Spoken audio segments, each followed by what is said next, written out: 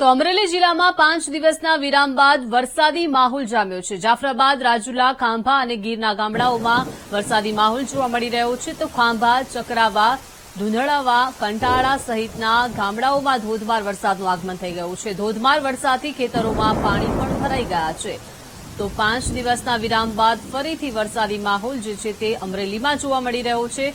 ધોધમાર વરસાદથી ખેતરોમાં પાણી ભરાવાની સમસ્યા પણ સામે આવી છે। સતત 5 દિવસ વરસાદ વરસ્યો અને ત્યારબાદ હવે ફરીથી વરસાદી માહોલ જે છે તે જોવા મળી રહ્યો છે।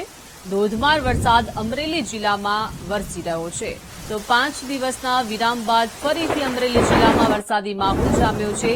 જાફરાબાદ, રાજુલા, ખાંભા અને ગીરના ગામડામાં વરસાદ વરસ્યો છે અને રોડ રસ્તા પર પાણીના દ્રશ્યો સામે આવ્યા છે।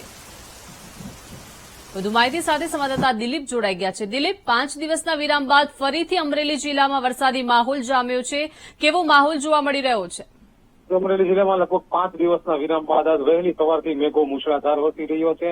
ખાસ કરી જાફરાબાદ તાલુકાના રાજુલા, ખાંભા અને ગીરના ગામડાઓમાં વહેલી સવારથી વરસાદ વરસ્યો હતો। અહીં ખાંભાના ચકરાવા, ધૂંધવાળા, કંટાળા સહિતના ગામોમાં ધોધમાર વરસાદ વરસી ચૂક્યો છે। ખાંભા જાફરાબાદ તાલુકા તથા ગીરના ગામડાઓમાં પણ બીજા રાઉન્ડમાં ધોધમાર વરસાદ છે।